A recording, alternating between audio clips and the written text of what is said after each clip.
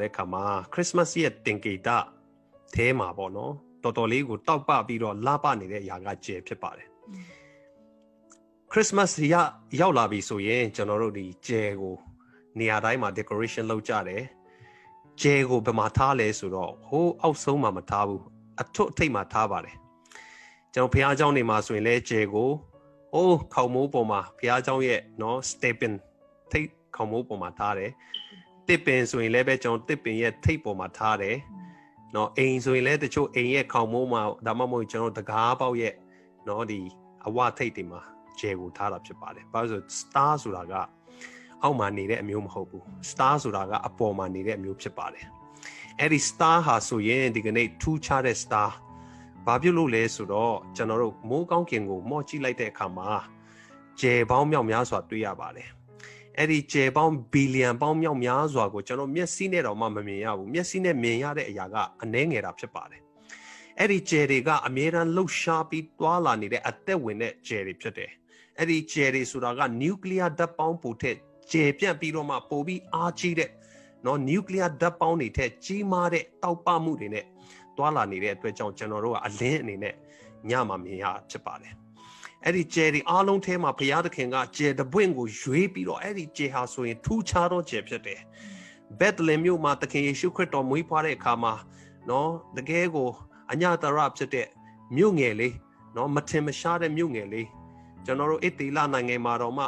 ဘယ်တော့အခါမှနော်တကယ်ကိုကြီးမားတဲ့ prophet တွေမထွန်းတောက်တဲ့နေရာဖြစ်ပါတယ်ဒါပေမဲ့အဲ့ဒီဘက်သလင်မြို့ကိုရွေးပြီးတော့မှသခင်ယေရှုခရစ်တော်မွေးလာတဲ့အခါမှာလောကကဘာကြီးတစ်ခုလုံးစက်ကြောလာတစ်ခုလုံးမှာအတောက်ပဆုံးအကောင်းဆုံးသောကျယ်ကိုဘုရားသခင်ရွေးချယ်ခန့်အပ်ပြီးတော့မှအလင်းကိုထွန်းတောက်စေတာဖြစ်ပါတယ်အဲ့ဒီကျယ်ကဘက်သလင်ကျယ်ဖြစ်တယ်ဘာဖြစ်လို့လဲဆိုတော့ခရစ်တော်ကဒီကနေ့လောကရဲ့အလင်းဖြစ်တယ်ခရစ်တော်ကကျွန်တော်တို့ကဘာမြေကြီးမှာမျောလင့်ခြင်းမဲ့ပြီးတော့မှ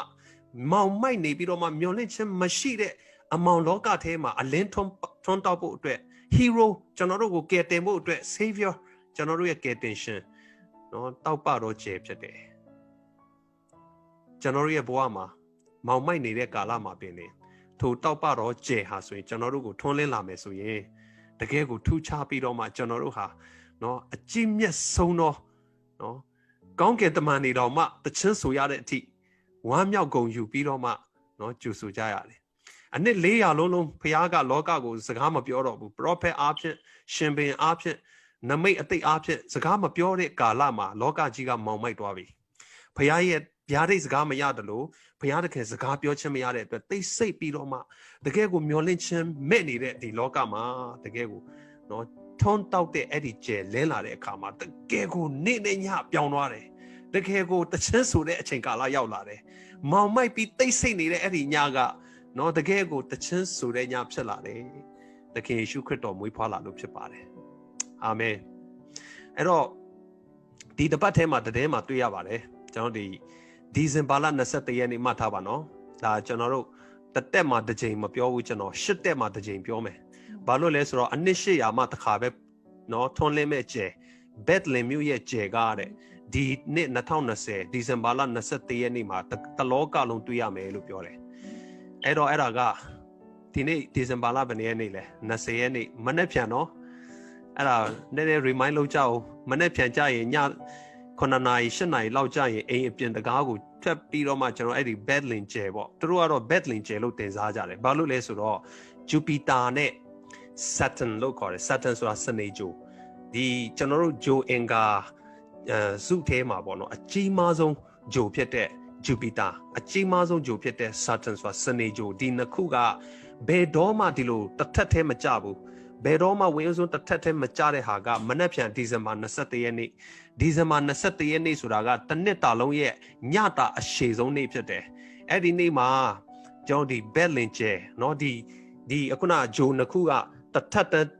က်ထဲကဘာမြေကနဲ့မြင်ရမှာဖြစ်တဲ့အတွက်ကြောင့်အရန်ကိုတောက်ပပြီးတော့အခါတိုင်းနှစ်တွေထက်တောက်ပမယ်တဲ့အဲ့တော့အဲ့ဒီဟာကဘယ်အချိန်မှဖြစ်လဲဆိုတာအနှစ်800မှတစ်ချိန်ပဲဖြစ်တယ်ဒါကြောင့်တစ်ချိန်မပြောဘူးကျွန်တော်เนาะ8တက်နော်တတက်ကိုအနှစ်တရာတွက်မယ်ဆိုရင်10တက်မှာကျွန်တော်တစ်ချိန်ပဲတွေ့ရမယ်ဒီအခွင့်အရေးဖြစ်တယ်အဲ့တော့အဲ့ဒီ Bethlehem ကျယ်ကိုမနေ့ပြန်ညမှာကျွန်တော်အားလုံးဖြတ်ကြည့်ဖို့ရှိတယ်နော်ထူးခြားတယ်2020ကဘာဖြစ်လို့လဲဆိုတော့ဘ ဘုရားသခင်ပြန်လာခါနီးမှာတဲ့ကောင်းကင်မှာပုပ္ပနမိတ်တွေဖြစ်မယ်လို့ဘုရားပြောတယ်ကောင်းကင်မှာပုပ္ပနမိတ်ဆိုတာကတာမန်ဖြစ်နေကြဖြစ်ကိုဖြစ်စင်နေမဟုတ်ဘူးကျွန်တော်တို့ဗာလဲတခါမှမဖြစ်တဲ့အရာတွေထူးခြားတဲ့နမိတ်လက္ခဏာတွေကောင်းကင်မှာဖြစ်မယ်မြေကြီးမှာဖြစ်မယ်ငလင်လှုပ်ခြင်းအဖြစ်တိုင်းနိုင်ငံတွေအဖြစ်ဘုရားက remind လုပ်နေတယ်ကျွန်တော်တို့ကို remind လုပ်နေတယ်အဲ့တော့ Bethlehem ကျဲထွန်းတောက်တဲ့အခါမှာဘာဖြစ်လဲဆိုတော့ခရစ်တော်မွေးဖွားတယ်လို့ဒီကနေ့မနက်ဖြန်ည Bethlehem ကျဲပြန်လဲထွန်းတောက်တဲ့အခါမှာခရစ်တော်ပြန်လာဖို့ကျွန်တော်တို့အားလုံးနော်ပြင်ဆင်ထားဖို့အင်မတန်အရေးကြီးပါတယ်အာမင်မဟုတ်ဘဲနဲ့ခဏနေကျဲပေါ်လာတာကိုမတိဘဲနဲ့နော်ယေရုရှလင်မြို့မှာရှိတဲ့လူကဲတို့နော်ဘက်လင်မြို့မှာရှိတဲ့လူတွေတောင်မှအဲ့ဒီကျဲပေါ်လာတာကိုမတွေ့ဘူးဗျာဘယ်သူကတွေ့လဲဆိုတော့ဟိုးရက်ဝေးမှာရှိတဲ့မာကုပညာရှင်တွေကတွေ့ပြီးတော့မှရက်ဝေးနေရာကနဲ့လာပြီးအဲ့ဒီကျဲအလင်းအားဖြင့်လမ်းပြပြီးတော့မှဘက်လင်မြို့ကိုရောက်လာတယ်အဲ့ဒီကျဲကဘသူကိုညွန်ပြလဲဆိုတော့ကယ်တင်ရှင်မွေးဖွားတဲ့ယေရှုခရစ်တော်မွေးဖွားတဲ့နေရာကိုထွန်းတောက်ပြီးတော့ပေါ်ပြတာဖြစ်ပါတယ်ဒါကြောင့်မို့ဘက်လင်ကျဲအမတန်မှအရေးကြီးတယ်ထွန်းတောက်တယ်ကျွန်တော်မာကုပညာရှိဆိုတာကကျွန်တော်အရင်တစ်ခါလဲပြောပြီးသွားပါပြီမာကုဆိုတာကမာဂျိုင်ဆိုတဲ့စကားနဲ့လာတယ်အဲ့ဒီမာကုပညာရှိကဘယ်နှယောက်လဲဆိုတော့3ယောက်လို့ကျွန်တော်တို့ဒါသမိုင်းမှာဒါတော်တော်များများလက်ခံတယ်ဘာလို့ဆိုသူတို့ပေးလာတဲ့သူတို့ယူဆောင်လာတဲ့လက်ဆောင်ပဏာ3ခုရှိတယ်လောဘန်မှုရာနဲ့ရွှေဖြစ်တယ် frankincense myrrh and gold အဲ့တော့လောဘန်ဆိုတာကယစ်ဘရဟိတ်နော်တကယ်ကိုကြီးမြတ်တော်ဘုရားရဲ့ယစ်ဘရဟိတ်ကိုပုံဆောင်တာဖြစ်တယ်ဘုရားရှိခိုးတင်လူပူဇော်ရတဲ့မွေးနန့်တာဖြစ်တယ်အဲ့တော့မူရာဆိုတာကကြတော့လူတေကိုနော်တုတ်လိမ့်ပြီးတော့မှတကြိုတယ်လူတိမ်လူနော်ဒီရုပ်လောင်းပေါ်မှာလူတေလောင်းပေါ်မှာတုတ်လိမ့်ရတဲ့အရာဖြစ်တယ်ရွှေဆိုတာကအင်မတန်မှတန်ဖိုးရှိတဲ့ရှင်ဘုရင်မြင့်မြတ်တွေကိုပုံဆောင်တယ်အဲ့ဒီတော့ခရစ်တော်ကယစ်ဘရဟိတ်ကျွန်တော်တို့အတွက်အသေးခံဖို့လာတယ်ရှင်ဘုရင်ဖြစ်မယ်ဆိုတဲ့ဟာကိုနမိတ်ဖတ်ပြီးတော့မှသူတို့ယူဆောင်လာတာဖြစ်တယ်အဲ့ဒီလိုယူဆောင်လာတာကတိုင်ပင်ပြီးယူလာတာမဟုတ်ပါဘူးအဲ့ဒီပညာရှိ3ပါးကနိုင်ငံ3ခုကနဲ့လာတာဖြစ်တယ်အဲ့တော့သူတို့ကိုဘာပြောလဲဆိုတော့အဲ့ဒီခေတ်ခါက magi ဆိုတာ magic ဆိုတဲ့စကားနဲ့လာတယ် magic ဆိုတာမျက်လက်ပေါ့အခုကမျက်လက်အဲ့ဒီဟာ original စကားကမျက်လက်မဟုတ်ဘူး wise man ပညာရှိတော့သူဘယ်လိုပညာရှိလဲဆိုတော့ astrologer နော်နက္ခဗေဒကိုဖတ်နိုင်တော့သူ philosopher တကယ်ကိုနော်ဒီ fellow အတတ်တွေကိုနော်တွေးခေါ်ကြံစခြင်းအင်မတန်မြင့်မားတော့သူ counselor တွေဖြစ်တယ်ဘယင်ကိုအကြံပြုတော့သူတွေဖြစ်တယ်အဲ့တော့တာမန်လူတွေမဖြစ်နိုင်ဘူးတကယ်ကိုချမ်းသာကြွယ်ဝတဲ့အတိုင်းဝိုင်းကဆင်းသက်လာတဲ့လူ influential လူတွေဖြစ်တယ်အခုခေတ်စကားနဲ့ပြောမယ်ဆိုရင်သိပ္ပံပညာရှင်တွေဖြစ်တယ်အဲ့တော့အခုကျွန်တော်တို့ကျမ်းစာထဲမှာတော့နာမည်မပြထားဘူးဒါပေမဲ့သမိုင်းထဲမှာနာမည်တွေဖော်ပြထားတာရှိတယ်ပထမတစ်ယောက်ကဘယ်လိုခေါ်လဲဆိုရင် Malchor လို့ခေါ်တယ် Malchor ဆိုတာကပါရှာနိုင်ငံကနေလာတယ်တဲ့အခုဆီးရီးယားပေါ့နော်အဲ့ဒီဆီးရီးယားနိုင်ငံကနေရောက်လာတယ်ဆိုတော့နောက်တစ်ယောက်က Caspar လို့ခေါ်တယ် Caspar ပေါ့နော်အဲ့တော့ Jasper ဆိုတာ Jasper လို့လည်းခေါ်တယ် Jasper ဆိုတာကငကတွက်ပေါ့နော်နာမည်ဒါပေမဲ့အဲ့ဒီ Caspar ဆိုတာကအိန္ဒိယကနေရောက်လာတယ်လို့ပြောတယ်နောက်တစ်ယောက်က Balthazar လို့ခေါ်တယ် Arabia ဆိုတာအခု Saudi Arabia Iran Iraq ကနေလာတာ Arabia Peninsula ပေါ့အဲ့ဒီကနေလာတယ်အဲ့တော့ဒီပညာရှိ3ပါးယူလာတဲ့လက်ဆောင်ပဏာကတိုင်ပင်ပြီးယူလာတာမဟုတ်ဘူးပညာရှိဆိုတာကဘယ်ဘယင်မွေးလာရင်ဘယ်လိုမျိုးပေးမယ်ဆိုတာသူတို့တခါတည်းကိုတွက်ချက်ပြီးသားဖြစ်တယ်အဲ့ဒီပညာရှိဆိုတာကသိပ္ပံအတတ်နက္ခနော်နက္ခကျေတာယာကိုကြည့်ပြီးတော့အခုခေတ်မှာနက္ခဆိုတာကအင်မတန်ရေးကြီးတယ်နော်အခုကမ္ဘာမှာအမြင့်ဆုံး NASA ဖြစ်တဲ့လူတွေတောင်မှနော်ဒီသိပ္ပံပညာရှင်တွေက Mars ဆိုတဲ့အင်္ဂါဂြိုဟ်မှာတွားဖို့လုပ်နေတယ်နော်ကျယ်တွေကိုသူတို့လေ့လာနေတယ်စူးစမ်းနေတယ်ဂျိုတာယာတွေကိုစူးစမ်းပြီးတော့မှဘာတွေရှိတယ်ဆိုတော့စူးစမ်းတယ်အဲ့ဒါကအစင်မြင့်တဲ့နည်းပညာသိပ္ပံပညာရှင်တွေပဲလုပ်နိုင်တယ်အဲ့ဒီခေတ်ခါတုန်းကဒီပညာရှိ3ပါးကအဲ့ဒီကျယ်တာယာကိုကြည့်ပြီးတော့မှဘယ်အချိန်ဟာဘာဖြစ်မယ်ကဘာကြီးမှာဘယ်လိုအပြောင်းရွှေ့ဖြစ်မယ်ဘယ်သူမွေးဖွားမယ်ဆိုတာရှင်ဘုရင်မွေးလာမယ်ဆိုတော့ထူးထူးခြားခြားသူတို့အဲ့ဒီကျယ်ကိုကြည့်ပြီးတော့မှသိနိုင်တယ်ဒါကြောင့်မို့ဒီလူတွေကတကယ်ကိုနော်သိပ္ပံအတတ်တာမကဘူးဖရားရဲ့ဗျာဒိတ်ပေါ်ပြခြင်းခံရတော့သူတွေဖြစ်တယ်အဲ့တော့တကယ်ကိုနော် gift ဆိုတဲ့စုကျေးဇူးရှိတော့သူတွေဖြစ်ပါတယ်အဲ့ဒါကြောင့်မို့ဒီပညာရှိ3ပါးရောက်လာတယ်နော်ဘာကိုကြည့်ပြီးရောက်လာလဲဆိုတော့ဒီကျယ်ကိုကြည့်ပြီးရောက်လာတာဖြစ်ပါတယ်အဲ့တော့ကျယ်ကိုကျွန်တော်တို့စဉ်းစားကြည့်လိုက်တဲ့အခါမှာအင်မတန်ထူးခြားပါတယ်အဲ့ဒီပွင့်တဲ့ကျယ်ကအခုလိုမျိုးတော့ကျွန်တော်ကတော့ personally ဘယ်လိုယုံကြည်လဲဆိုရင်ဘုရားသခင်က ဘီလီယံပေါင်းမြောက်များစွာရှိတဲ့ကျယ်တွေထွန်းတောက်တဲ့ထဲကနေကျယ်တပွင့်ကိုခန့်အပ်ပြီးတော့မှအဲ့ဒီ Bethlehem မြို့မှာထွန်းတောက်ဖို့အတွက်ဘုရားကနမိတ်လက္ခဏာအားဖြင့်ဆိုတာ miracle ဖြစ်ဖို့ဘုရားကပြင်ဆင်ထားလိုက်တယ်လို့ကျွန်တော်ယုံကြည်တယ်။ဒါပေမဲ့သိပ္ပံပညာရှင်တွေတော်တော်များများယုံကြည်တာကတော့ Bethlehem ကျယ်ဟာဆိုရင်အခုလိုမျိုးဂျိုပေါ့နော်အနှစ်800အနှစ်1000မှတစ်ခါတည်းတစ်ကြိမ်တည်းတိုက်ဆိုင်တဲ့အရာကတကယ်ဖြစ်ခဲ့တယ်ဆိုတော့အထောက်ထားတွေရှိတယ်။အဲ့တော့အခုလိုမျိုး Saturn နဲ့ဒီဟောပေါ့အင်္ဂါဂြိုလ်နဲ့ Jupiter ပေါ့တစ်ထပ်တည်းကျတဲ့အခါအင်္ဂါဂြိုလ်နဲ့ Jupiter ဆိုတာအရန်ကိုထွန်းတောက်တဲ့အတွက်တစ်ထပ်တည်းကျသွားတဲ့အခါပို့ပြီးထွန်းတာပို့ပြီးလင်းတာအဲ့တော့ကဘာတစ်ခုလုံးကနေအဲ့ဒါကိုတာမန်နေတွေထက်ပိုတောက်ပတာကိုတွေ့ရတာဖြစ်တယ်အဲ့လိုပေါ့နော်အဲ့တော့ကျဲကတော့ဘုရားကအဲ့ဒီလိုခွဲခန့်ထားတယ်မေရှိသခင်သူ့ရဲ့သားတော်ကိုမွေးဖွားလာတဲ့အချိန်မှာနော်အဲ့ဒီတော့စီမီတိုင်နေနဲ့နော်ဖျောင်းတိုင်နေနဲ့နော်ပြောမယ်ဆိုရင်လက်စမီးတွေမရှိဘူးဒါပေမဲ့ကဘာပေါ်မှာအတောက်ပဆုံးတော့စက်ကြဝဠာတစ်ခုလုံးမှာနော်အကောင်းဆုံးသောကျဲကိုဘုရားကခန့်အပ်ထားတယ်လို့ကျွန်တော်ဒီလိုယုံကြည်တယ်အဲ့ဒီကျဲအားဖြင့်ထွန်းတောက်ပြီးတော့မှဘယ်နေရာမှာလာပြီးတည်နေလဲဆိုတော့ Bethlehem မြို့အပေါ်မှာလာပြီးတည်နေတယ်တဲ့နော်တွားပြီးတော့မှလမ်းပြပြီးနောက်ဆုံးရက်သွားတဲ့နေရာကယေရှုဘုရားမွေးဖွားတဲ့ Bethlehem မြို့မှာဖြစ်တယ်အဲ့တော့ယေရှုမွေးဖွားတဲ့နေရာမှာရက်တန့်သွားတဲ့အတွက်ပညာရှိတွေလည်းအဲ့ဒီမှာရောက်လာတယ်တိုးထိန်းတွေလည်းအဲ့ဒီမှာရောက်လာတယ်ပြောမယ်ဆိုရင်တော့ကျွန်တော်တို့ခရစ်တော်မွေးဖွားတဲ့နေရာမှာခရစ်တော်ရှိသောနေရာမှာပညာရှိပညာတတ်ပညာမဲ့ရုပ်မြတ်ရုပ်လက်နော်စင်ရဲချမ်းသာမရွေးအားလုံးဘယ်မှာပါလဲစုံမဖြစ်သွားတော့ဖြစ်တယ်အားလုံးကခရစ်တော်ရဲ့အထဲမှာလာပြီးတော့မှတလုံးတွားတဲ့ဖြစ်သွားတယ်ရှင်ဘုရင်မကလို့ကျွန်တော်တို့ဘုရင်ပဲဖြစ်ဖြစ်တမန်တော်ပဲဖြစ်ဖြစ်ကျွန်တော်တို့နော်တိုးထိန်ပဲဖြစ်ဖြစ်နွားချောင်းသားပဲဖြစ်ဖြစ်ခရစ်တော်ထဲမှာဆိုရင်ကျွန်တော်တို့ကတလုံးတွားထဲဖြစ်ပြီးတော့မှကျွန်တော်တို့အားလုံးဒီကိုးကွယ်တော်သူဖြစ်လာတာဖြစ်ပါတယ်ခရစ်တော်ကကျွန်တော်တို့ကိုတလုံးတွားထဲဖြစ်စေတယ်တန်းတူညီမျှဖြစ်စေတာဖြစ်တယ်အဲ့တော့အဲ့ဒီကျဲကိုစဉ်းစားလိုက်တဲ့အခါမှာကျဲမှာက point 5ခုရှိပါတယ်5 point ကျဲကိုဆွဲကြည့်တဲ့အခါထိတ်ချုံ5ခုရှိတယ်အဲ့ဒီ5ခုကိုကျွန်တော်ဘယ်လိုစဉ်းစားမိလဲဆိုတော့အဲ့ဒီကျဲကဘာလဲဆိုရင်ဘုရားရဲ့ကျေးဇူးတော်ဖြစ်တယ်ငါးဆိုတာကတမန်ကျမ်းစာမှာကျေးဇူးတော်ကိုပုံဆောင်တာဖြစ်တယ်အဲ့တော့ကျဲရဲ့5 point နော်5 point မို့5ထိတ်ချုံ5ခုကဘုရားရဲ့ကျေးဇူးတော်ကိုပုံဆောင်တဲ့အတွက်အလင်းလင်းသောကျေးဇူးတော်ဖြစ်တယ်ဘုရားသခင်ပေးလာတဲ့ကျေးဇူးတော်ဖြစ်တယ်လောကတစ်ခုလုံးရဲ့မျောလင့်ချက်ကင်းမဲ့တဲ့အထဲမှာဘုရားကကျေးဇူးတော်ကိုပေါ်ပြပြီးတော့အလင်းလင်းစေတာဖြစ်တယ်အဲ့တော့တမန်ကျမ်းစာထဲမှာအဲ့ဒီငါးကိုစဉ်းစားကြည့်တဲ့အခါမှာအများကြီးရှိပါတယ်ခရစ်တော်ဤကိုတိဆောက်၍ဓမ္မဆရာဤအမှုကိုပြုတတ်မိအကြောင်းတန်ရှင်းသူတို့ကိုပြင်ဆင်ခြင်းလို့ငါထိုတခင်ဒီလူအချို့တို့ကိုတဲ့အတင်းတော်မှာเนาะကျွန်တော်တို့ဒီတိဆောက်ဆရာတိဆောက်ဖို့အတွက်เนาะ5-4 ministry တာတနာအလုပ်ငန်း၅ခုရှိတယ်အဲ့ဒါကတမန်တော်အရာအချို့တော့သူ prophet အရာအချို့တော့သူတာတနာပြုဆရာအရာအချို့တော့သူတင်းအုပ်အရာအချို့တော့သူဆရာအရာကြည့်၅ခုအားဖြင့်ဘုရားကအတင်းတော်ကိုတိဆောက်ခိုင်းတယ်တမန်ကျမ်းစာရဲ့ပထမဦးဆုံး5ခုကဘာလဲဆိုတော့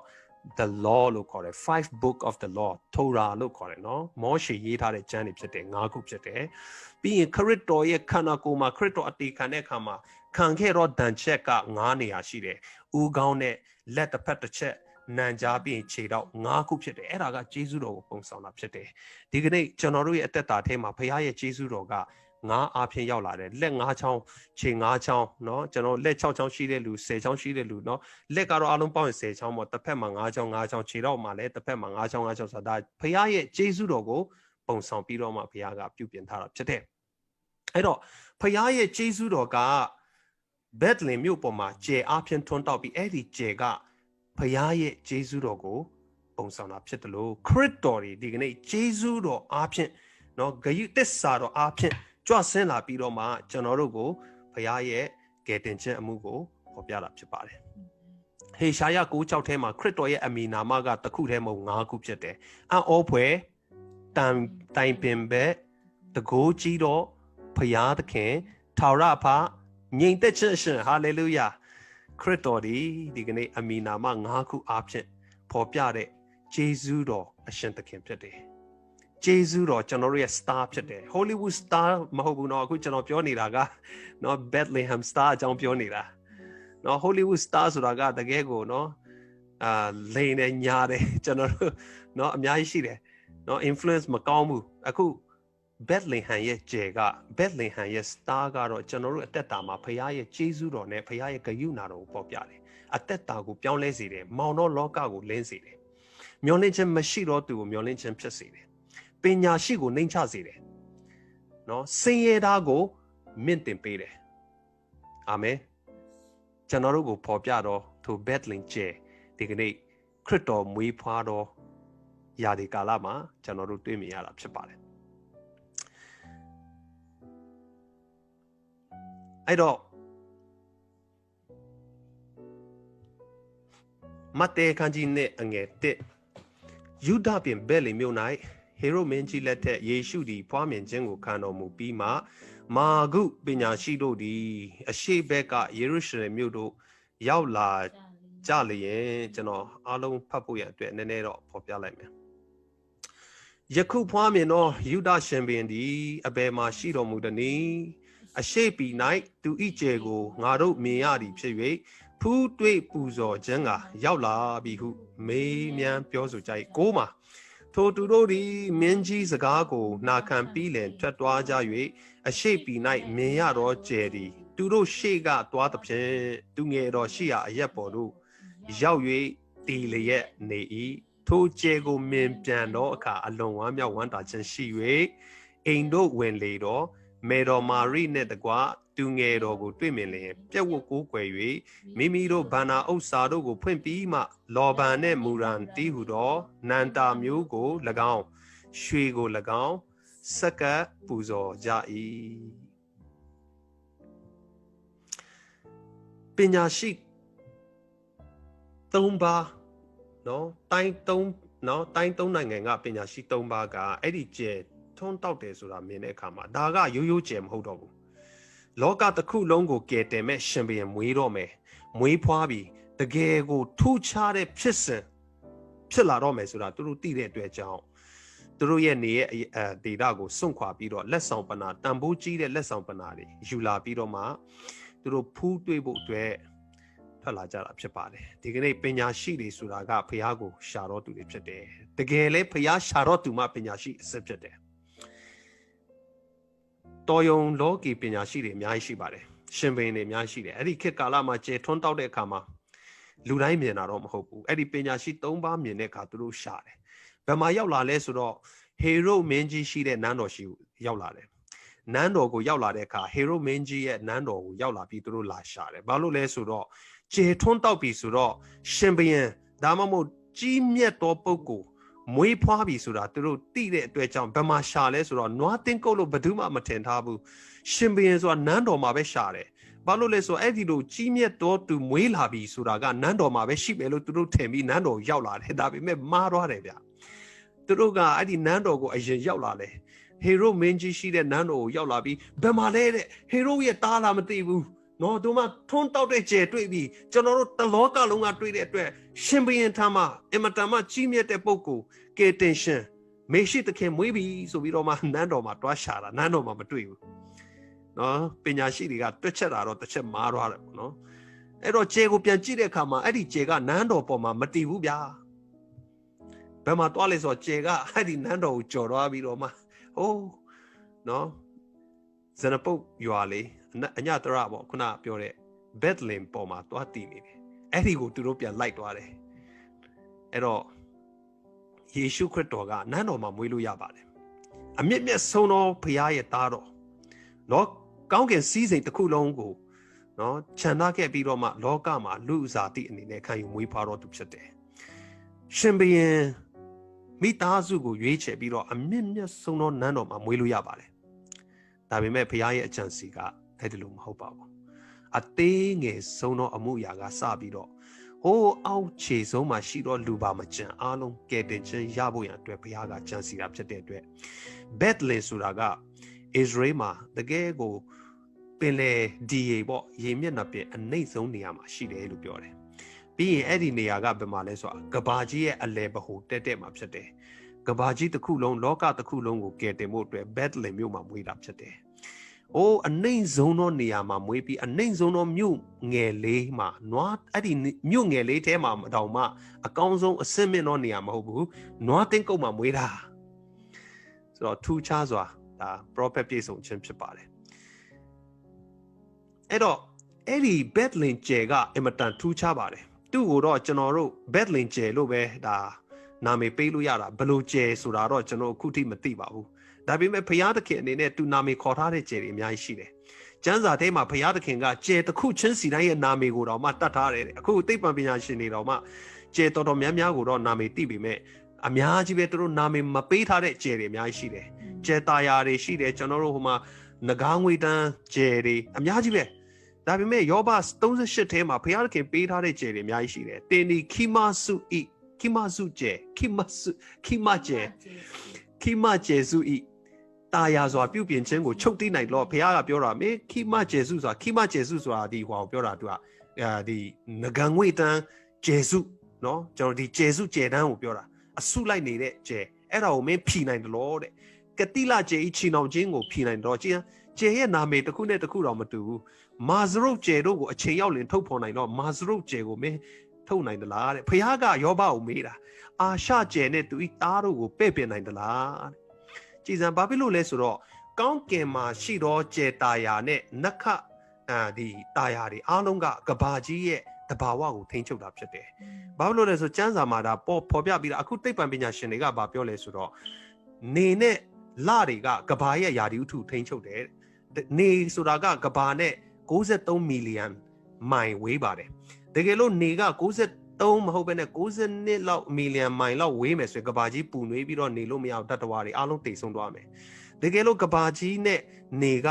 65မီလီယံလောက်เนาะ1မီလီယံလောက်နည်းနည်းကွာသွားမယ်ဆိုရင်ကဘာကြီးကတစ်ခုလုံးအေးခဲပြီးတော့မှရေခဲဖြစ်သွားမယ်လူနေလို့မရဘူးအဲ့တော့ဒီကဘာကြီးနဲ့နေကအကွာဝေးအတိအကျလေပတ်စီတာကဘုရားကပါလေအတိအကျသူ့လမ်းကြောင်းပေါ်မှာထားတာဖြစ်တယ်လမ်းကြောင်းကနဲ့ကွင်းကွာပြီးတော့မှမတွားပါဘူးအဲ့တော့ဘုရားသခင်ကပါလဲဆိုတော့ကောင်းကင်ရဲ့သဘောတရားကိုကဘာမြေကြီးရဲ့သဘောတရားကိုထိန်းချုပ်စေတယ်ကောင်းကင်ရဲ့နိယာမကလောကနိယာမကိုထိန်းချုပ်စေတယ်။ကောင်းကင်တရားကလောကတရားကိုထိန်းချုပ်စေတယ်။ထို့နည်းတူပဲဝိညာဉ်တရားဒီခန္ဓာတရားကိုထိန်းချုပ်တာဖြစ်တယ်။ဝိညာဉ်ရဲ့တရားများဒီနေ့လောကတရားကိုထိန်းချုပ်တာဖြစ်တယ်။ဒါကြောင့်ယောဘခန်းကြီး38အငယ်33ကျွန်တော်ဒီမှာအားလုံးတွေ့မြင်အောင်ပေါ့နော်ပေါ်ပြသွားမယ်။33ဖတ်ကြည့်ပါ။မိုးကောင်းကင်တရားတို့ကိုနားလေတလို့ထိုတရားတို့ဒီမြေကြီးကိုအုပ်ဆိုးမိအကြောင်းအခွင့်ပေးနိုင်တယ်လို့တဲ့ကြည်စမ်းဘုရားကသိပ္ပံပညာရှင်ထဲ့တော်မှနော်အနှစ်9000လောက်စောပြီးဟောပြီးသားဖြစ်တယ်ကောင်းကင်တရားကလောကတရားကိုထိန်းချုပ်တယ်ဆိုတာဒီနေ့သိပ္ပံပညာရှင်တွေတွေ့သွားတာမကြသေးဘူး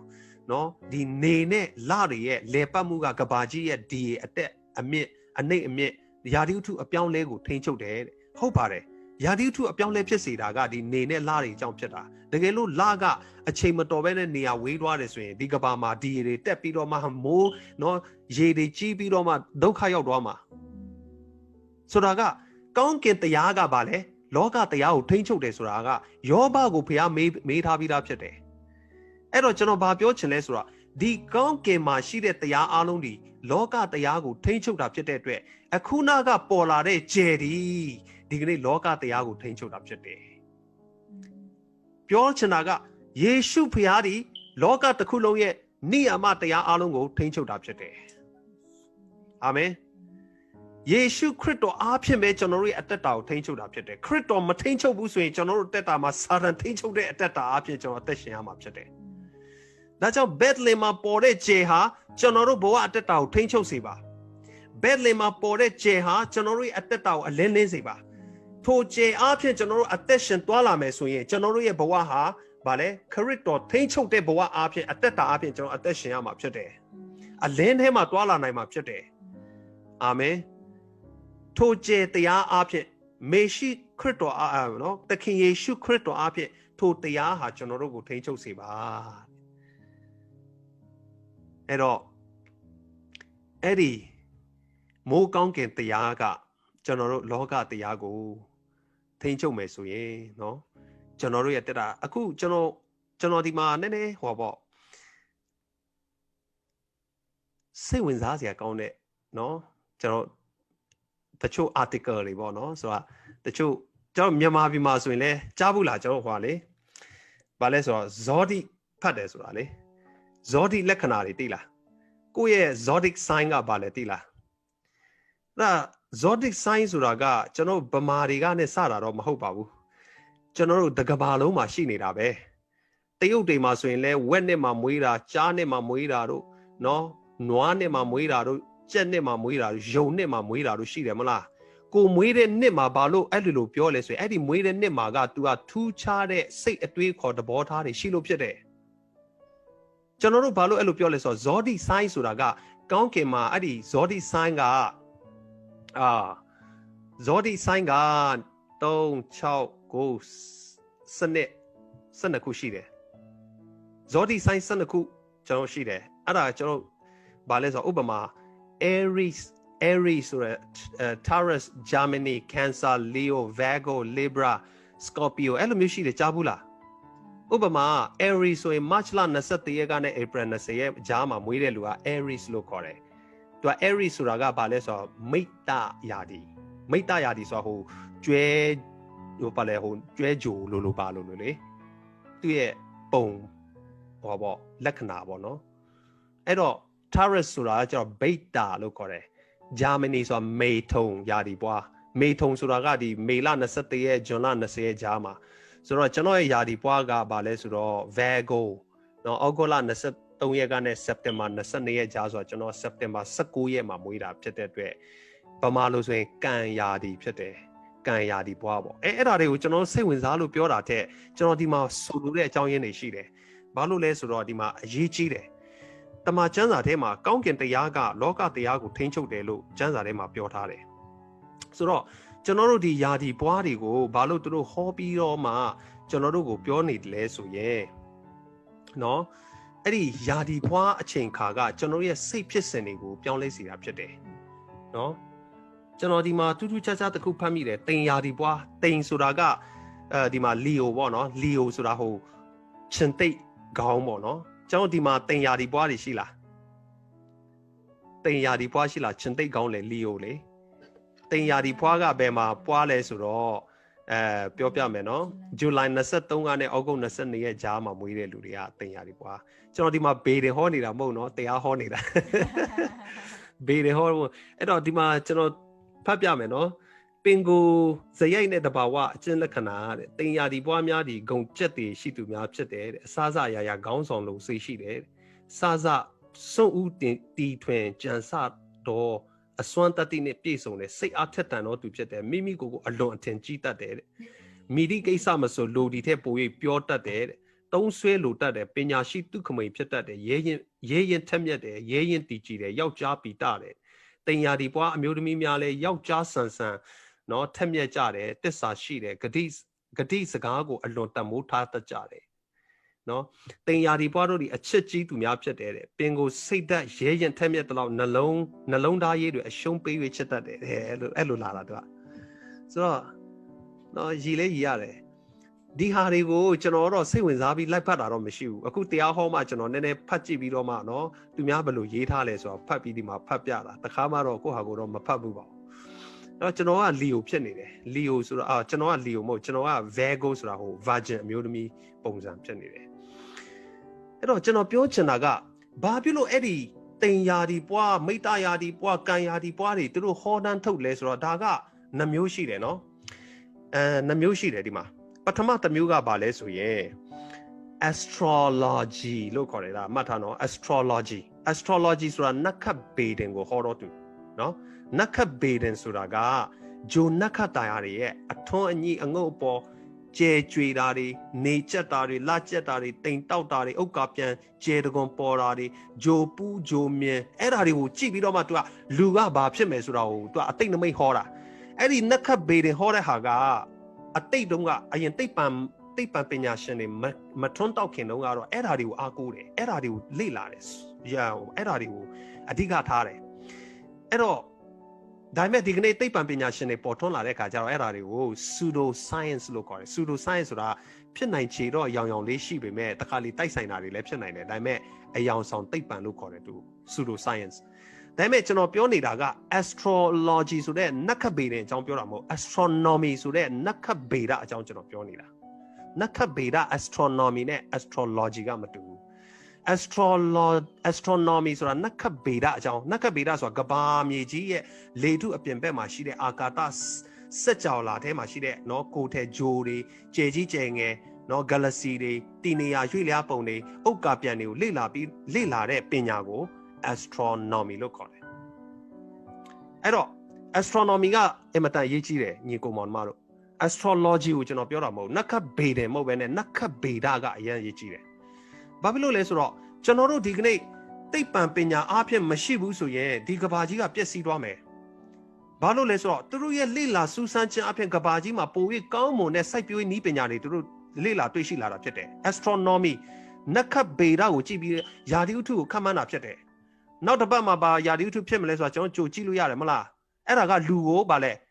ကောင်းစေတယ်ဒါလူကိုဗာလဲတေးချစေတယ်နောက်တစ်ပတ်မိုးရွာမယ်တနင်္ဂနွေနေ့မိုးရွာမယ်မိုးမရောက်ဆိုတာသူတို့ပြောနိုင်တယ်ဘာလို့လဲဆိုတော့ဒါ astronomy နက္ခတ်ဗေဒအကြောင်းဖြစ်တယ်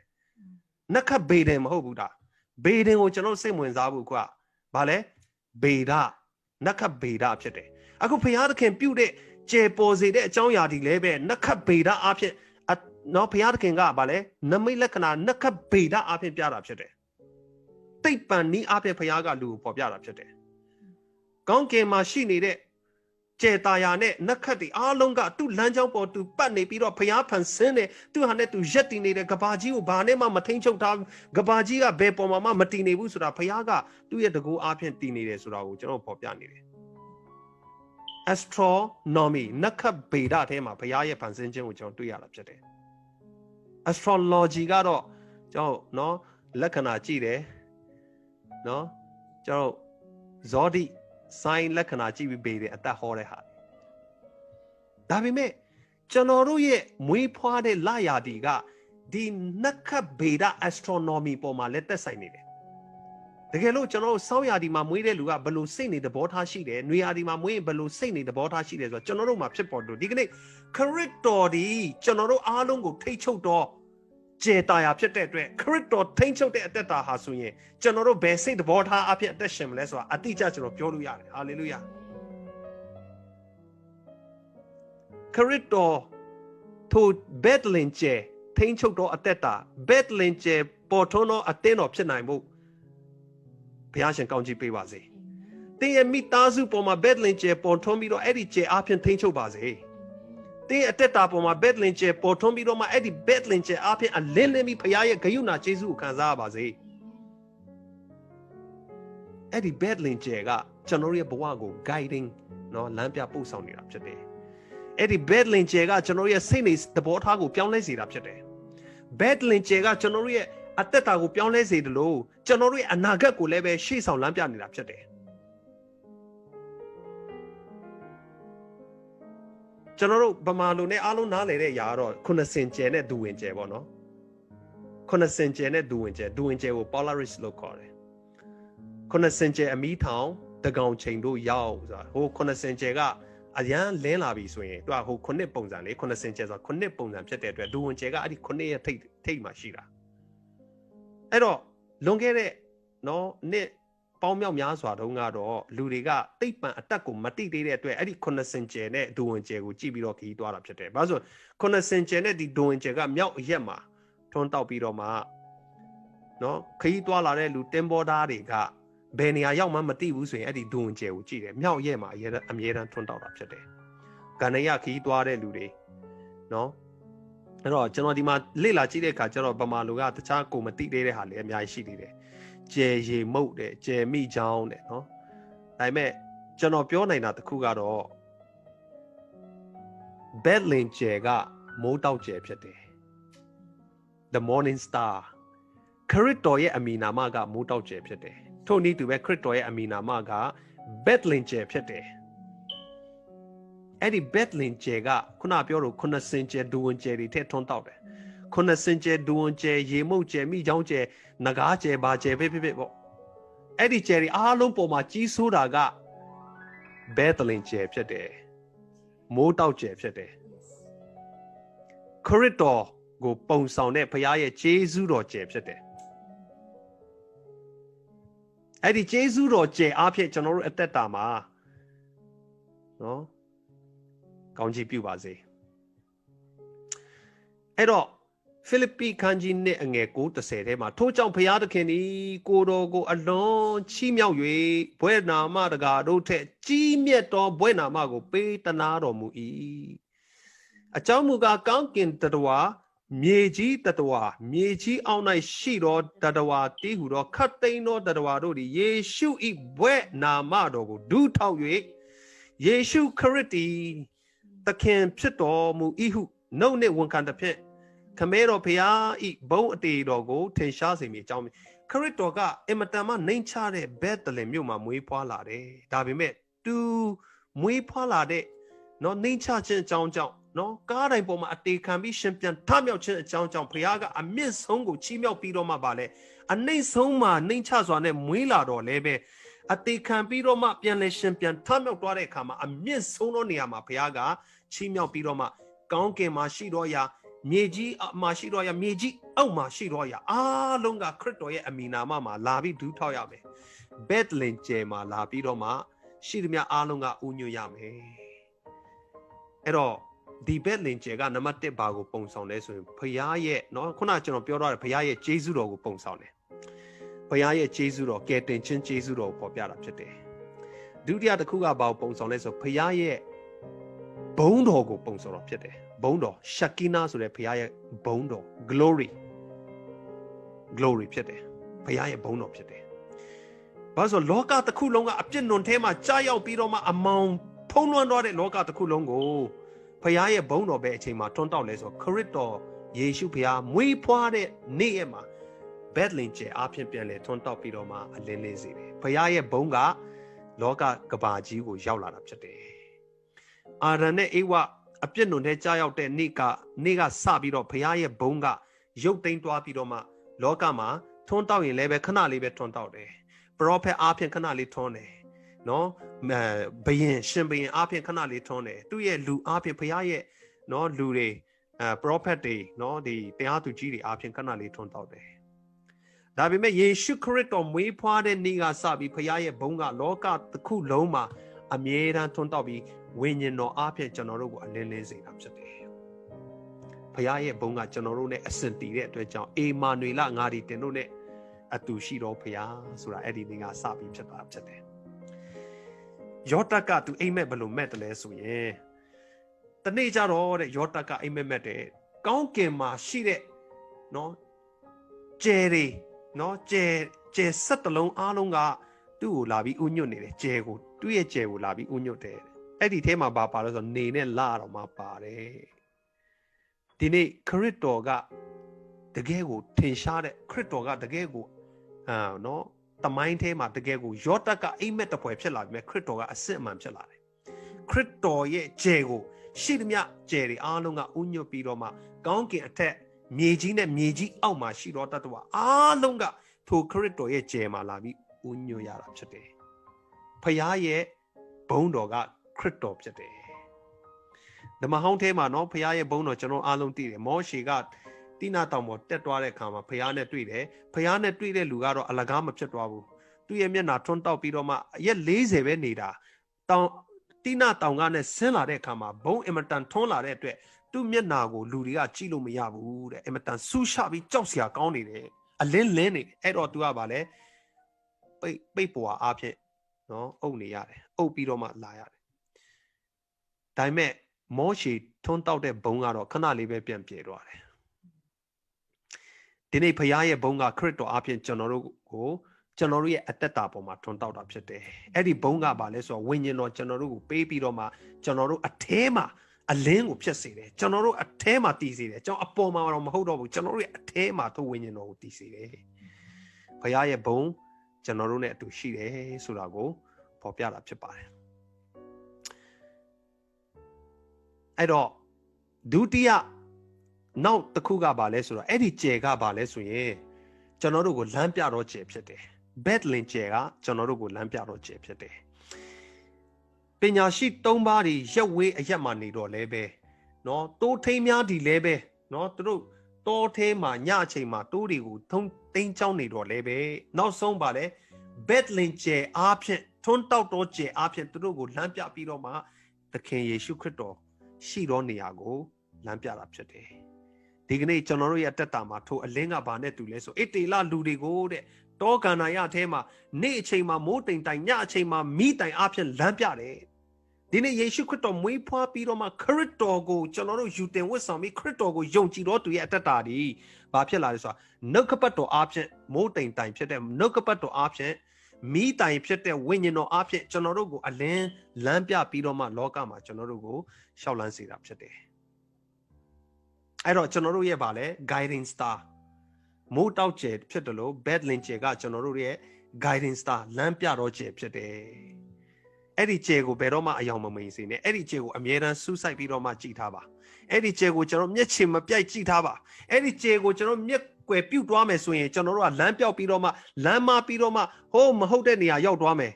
အဲ့ဒီကျယ်ကိုမကြည့်ဘူးဆိုရင်တော့ရှင်ပေနေရာကိုရောက်သွားမယ်ရှင်ပေရဲ့နန်းတော်ရောက်သွားတဲ့အခါမှာပါလေ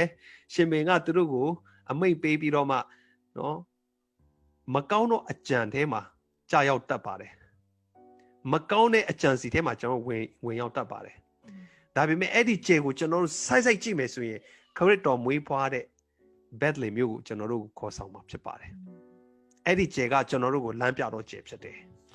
နောက်ဆုံးတစ်ခုကပါလဲဆိုတော့အဲ့ဒီကျယ်ကဘုရားသခင်ရဲ့ဆုကျေးဇူးနော်ကျေးဇူးတော်ကျယ်ဖြစ်ပါတယ်ဆောနာလေးကျွန်တော်ပြောတော့ပါပြီကျေးဇူးတော်ကျယ်ဖြစ်တယ်